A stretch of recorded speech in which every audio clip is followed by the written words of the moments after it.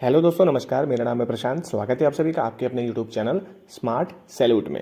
दोस्तों, आज की वीडियो में हम बात करने वाले हैं कि ऐसे कौन से मेन डॉक्यूमेंट्स हैं जब आपका पेशेंट ट्रीटमेंट लेता है हॉस्पिटल में, तो उस डॉक्यूमेंट को आप लोग लेना ही भूल जाते हैं या लेते नहीं हैं, जिस कारण से आपको एक बहुत बड़ी क्वेरी का सामना करना पड़ता है। और फिर जब वो क्वेरी लग जाती है तो वो डॉक्यूमेंट्स ईजिली प्रोवाइड हॉस्पिटल कर नहीं पाता है या फिर आपको उसके लिए पैसे पे करने पड़ सकते हैं। तो कौन सा डॉक्यूमेंट है, क्या है, आगे हम इस वीडियो में जानेंगे।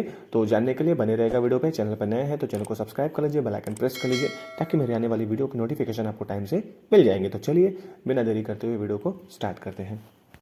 तो दोस्तों, जिन डॉक्यूमेंट्स के बारे में मैं आपको आज बताने वाला हूं जो आप हॉस्पिटल से लेते नहीं हैं, वो डॉक्यूमेंट्स हैं ओटी नोट्स, आईसीपी नोट्स और क्लिनिकल नोट्स। अब ये नोट्स क्या होते हैं और इसमें डॉक्टर क्या लिखता है, क्या क्या ऐसा होता है, ये सारा कुछ आगे मैं बताऊंगा। तो देखिए, सबसे पहले मैं आपको बता दूं कि जो जो डॉक्यूमेंट्स आपको ज़रूरी होते हैं लेना, इस विषय में मैंने कई वीडियोस बनाए हुए हैं। फिर भी एक बार मैं रिपीट कर देता हूं कि देखिए, आपको जो मेडिकल से बिल मिले हैं वो आपके पास पूरे होने चाहिए। आपको जो भी आपने टेस्ट कराए हैं उसकी रिपोर्ट और उसके बिल वो आपके पास होने चाहिए। यदि पेशेंट इमरजेंसी में गया है तो आपके पास इमरजेंसी सर्टिफिकेट होना चाहिए। यदि आपका पेशेंट रेफर के थ्रू गया है तो आपके पेशेंट के पास रेफर होना चाहिए। प्रिस्क्रिप्शन, डॉक्टर का जो प्रिस्क्रिप्शन होता है वो होना चाहिए। जब आप पहली बार जाते हैं हॉस्पिटल में तो जिस पर्चे में डॉक्टर सारा लिखता है, आपका नाम वगैरह लिखेगा और क्या क्या लेना है, क्या क्या दवाइयाँ खानी है, वो सारा कुछ उस पर्चे में भी लिखता है। उसे हम बोलते हैं प्रिस्क्रिप्शन स्लिप। फिर ये सब चीज़ें जो होती हैं ये तो आप ले लेंगे, लेकिन ओटी नोट, आईसीपी नोट्स और क्लिनिकल नोट्स, नर्सिंग नोट्स, इन जो नोट्स हैं इनको कई नामों से बुलाया जाता है, ये आप लोग नहीं लेते हैं क्योंकि आपको इस बारे में पता नहीं है। तो देखिए, सबसे पहले मैं आप बता दूं कि ओटी नोट्स होता क्या है। जब कोई पेशेंट किसी मेजर उसमें एडमिट होता है, कोई ऑपरेशन कराया जा रहा है, सपोज दैट आप किसी अपनी जैसे वाइफ को या किसी रिलेटिव्स जो आपके हैं वो डिलीवरी केस में किसी हॉस्पिटल में जाते हैं, तो वहाँ पर उनको ऑपरेशन होता है या जो भी किया गया है, कोई भी ट्रीटमेंट किया जाता है, तो उसमें क्या करते हैं डॉक्टर एक नोट्स टाइप का बनाते हैं।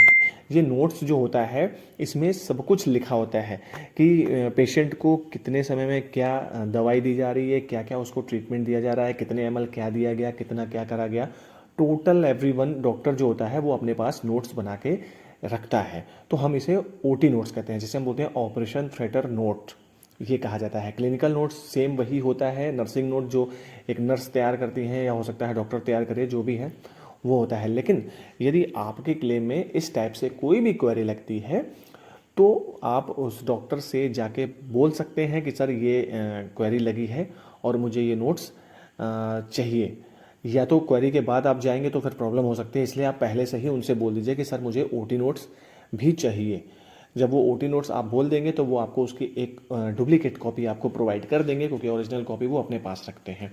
तो वो कॉपी आपको दे देंगे। तो जब भी आप कभी अपना पेशेंट का मेडिकल क्लेम कर रहे हैं या आप अपना कर रहे हैं, तो इन डॉक्यूमेंट जो मैंने स्टार्टिंग में आपको बताए हैं इनके साथ साथ आपको ये ओटी नोट्स भी अपलोड करना बहुत ज़रूरी होता है, ताकि आपके क्लेम में किसी प्रकार की कोई क्वेरी ना लगे।